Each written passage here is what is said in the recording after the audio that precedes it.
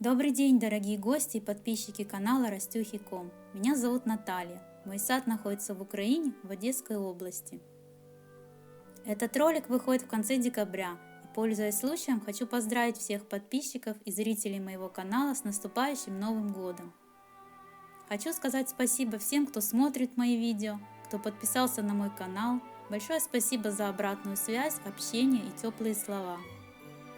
Надеюсь, в следующем году у меня будет тоже возможность продолжать творчество на своем канале, и количество моих зрителей будет неуклонно расти. Хочу пожелать всем нам здоровья, благополучия, удачи, любви. И самое главное, встретить весну в своем саду под мирным небом над головой. За окном декабрь, а в мой сад как будто пришла весна. Это цветет магония. Но это не хорошо известная всем магония подуболистная. Она цветет весной. Это совсем другой вид магонии. Это магония средняя. Это растение предлагают к продаже многие питомники, но пересмотрев различные статьи и описания этого растения в интернет-магазинах, я увидела, что абсолютное большинство не соответствует действительности, и покупатель не получит правильного представления о том, что он покупает и чего ожидать от этого растения.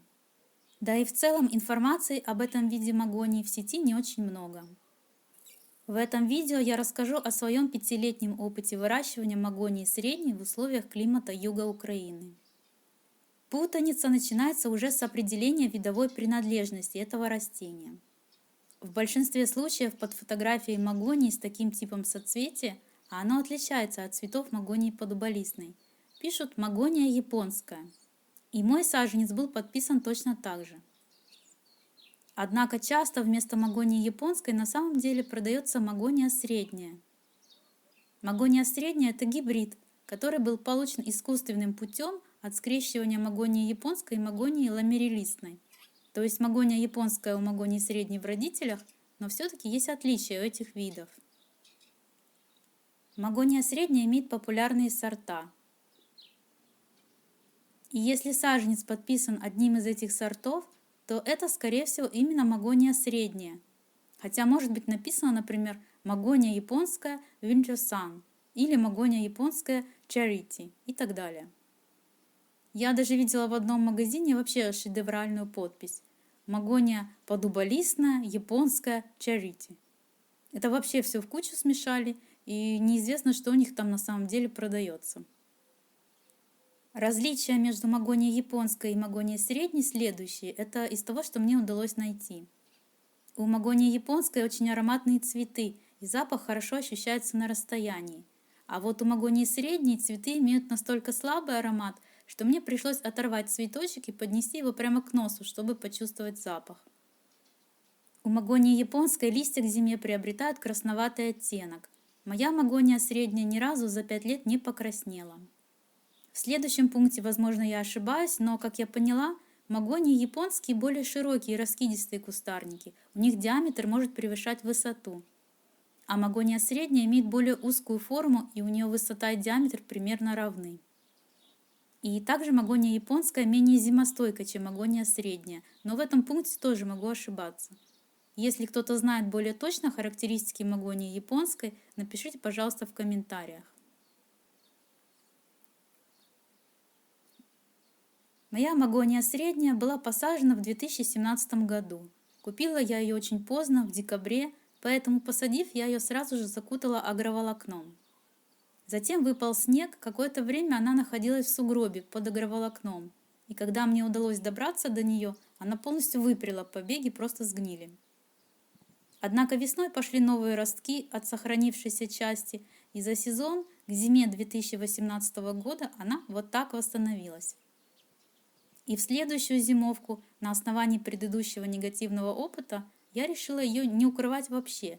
Тем более, что когда я ее покупала, продавец обещал, что она у нас зимует и цветет. И вот результат зимовки весна 2019 года. Вид, как видите, очень печальный. У нас зимой обычные морозы это минус 15, минус 17. Бывают более холодные зимы, бывают менее. Теперь уже я знаю, что эта магония при температуре ниже 16-17 мороза без укрытия повреждается довольно сильно. Это видео майское, и уже пошли новые приросты. Повредились все листья и молодые приросты, но старые побеги перезимовали. К зиме с 19 на 20 год она выглядела снова довольно прилично. И в этот год была мягкая, просто европейская зима. Я ее даже не укрывала за всю зиму, потому что морозы к минус 16 даже не приблизились. Если я не ошибаюсь, у нас было всего максимально минус 8 в ту зиму. Вот так она выглядела осенью 2020 года. И в декабре 2020 года она впервые собралась цвести. Вот так выглядят зачатки цветоносов. Вот они выдвинулись и стали еще больше. Вот так выглядят вытянувшиеся цветоносы с бутончиками. Однако развиваются цветоносы до полноценного цветения довольно долго, и зацветает эта магония примерно через месяц после появления намека на цветение. В более южных регионах, например в Европе, эта магония начинает открывать бутоны уже в ноябре или даже в конце октября. Я думаю, это потому, что благодаря мягкой и короткой зиме она и вегетировать начинает там раньше, и все развитие сдвигается. Ну и кроме того, она там не обмерзает. А у нас, к сожалению, в декабре, тем более в январе, уже случаются заморозки. Вот здесь бедная магония покрылась льдом вместе с цветами. Потому что у нас очень часто такие перепады. Сначала может быть плюс 10 и дождь, а потом уже ночью минус. Однако небольшой минус и обледенение не повредили цветоносы с бутонами. Но поскольку это был уже январь, то по прогнозу ожидались довольно сильные морозы. Многим более 10 градусов. И я сразу укрыла магонию в надежде сохранить цветение. Я воткнула 4 опоры по периметру кроны и сверху накинула чехол из агроткани. Внизу придавила кирпичами. Но чуда не произошло, и когда я сняла укрытие после повышения температуры, меня ждало большое разочарование, все цветы замерзли. Вернее, цветов в ту зиму я так и не увидела, потому что замерзли бутоны, не успев раскрыться. Более того, зима с 20 на 21 год была нестандартно холодной для моего региона. У нас было минус 19. И несмотря на укрытие, магония подмерзла. Не так сильно, как во вторую свою зимовку. Все-таки с возрастом растение становится более зимостойким, плюс было укрытие. У нее сохранилась большая часть листьев, но верхушки побегов подмерзли, и новые приросты пошли ниже. Магония быстро пошла в рост и к декабрю 2021 года выглядела вот так. Но цвести не пыталась. Забегая вперед, скажу, что теперь я поняла закономерность. Если она обмерзает в предыдущую зиму, то в текущем сезоне цвести не будет. Зима с 21 на 22 год была мягкой, максимальная температура опускалась только до минус 12. И кроме того, магония пережидала это понижение температуры под таким же укрытием. В результате она вышла из зимовки в идеальном состоянии, и в этом году цветоносы появились раньше, чем в прошлый раз. Вот так она выглядела уже в начале ноября. То есть, чем лучше магония средняя перезимует, тем раньше будет готова к цветению, и в этом случае есть шанс, что морозы не снесут цветы. Сегодняшний размер моей магонии метр в высоту и метр в диаметре. В Европе она может достигать высоты и ширины 4 метров. В нашем регионе, конечно, это нереально, если только зимы у нас не станут регулярно европейскими. Длина одного цветоноса примерно 20-25 сантиметров. В этом году, благодаря удачной зимовке, каждая верхушка побега увенчана короной цветов. И их довольно много. Самые крупные букеты на верхних мощных побегах, и в них около 10 цветоносов. И они начинают раскрываться первыми. Соцветия на нижних побегах поскромнее и должны зацвести позже. Таким образом, если позволит погода, цветение может продолжаться довольно долго. Я думаю, что минимум на протяжении месяца она могла бы цвести, а то и дольше. Я очень надеялась, что магония в этом году начнет раскрывать цветы раньше, чем в предыдущую попытку цвести. Но в бутонах она стояла снова очень долго и дотянула до декабря.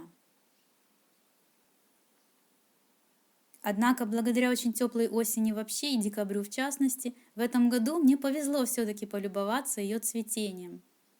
Бутоны открываются постепенно от основания к вершине, превращаясь в маленькие желтые махровые колокольчики. Как я уже говорила, к сожалению, у них нет сильного аромата, его можно почувствовать только поднеся цветочек прямо к носу. Каждая веточка отцветает снизу вверх, цветы раскрываются не одновременно, а по очереди. И когда открываются цветы на верхушке, нижние уже осыпаются. В более теплых регионах, где магония средняя цветет в ноябре, в это время еще летают пчелы. И для них уже не так много пищи поздней осенью, поэтому насекомые с удовольствием лакомятся нектаром цветов магонии и опыляют ее. После цветения завязываются темно-синие ягоды, которые гроздями свисают с концов побегов. У меня в саду в декабре, конечно, никаких насекомых-опылителей уже нет, и ягод, к сожалению, никогда не будет. В 10 числах декабря у нас был небольшой заморозок в пару градусов, и даже немножко помело снежком. Но цветы прекрасно это выдержали. Посмотрите, как экзотично выглядит зимой под снегом кустарник с зелеными листьями и цветами. В середине декабря ночью температура опустилась до -6.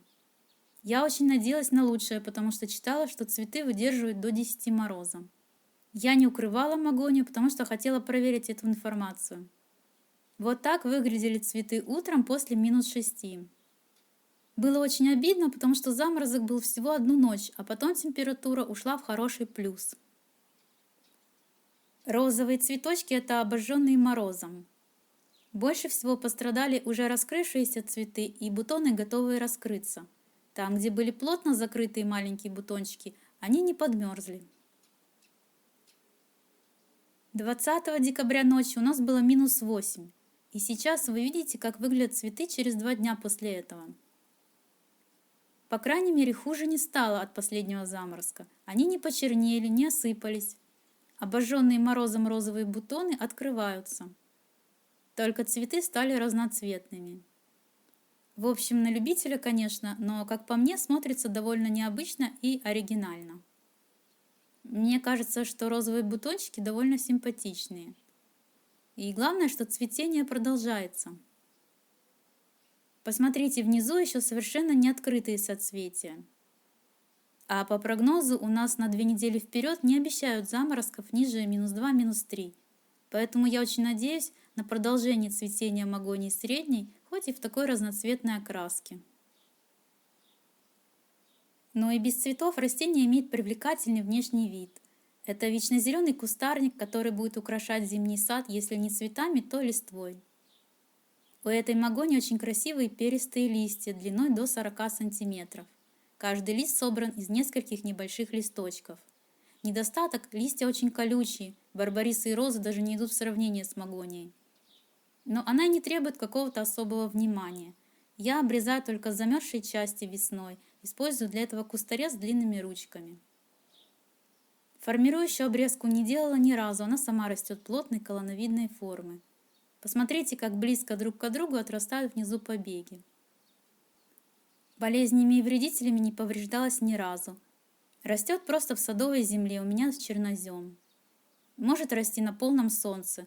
У меня в первые годы она так и росла, но сейчас над нею нависла груша и слегка ее затеняет. Полив особо обильный ей не требуется, поливается она вместе с соседями. В целом растение совершенно неприхотливое, кроме низкой морозостойкости.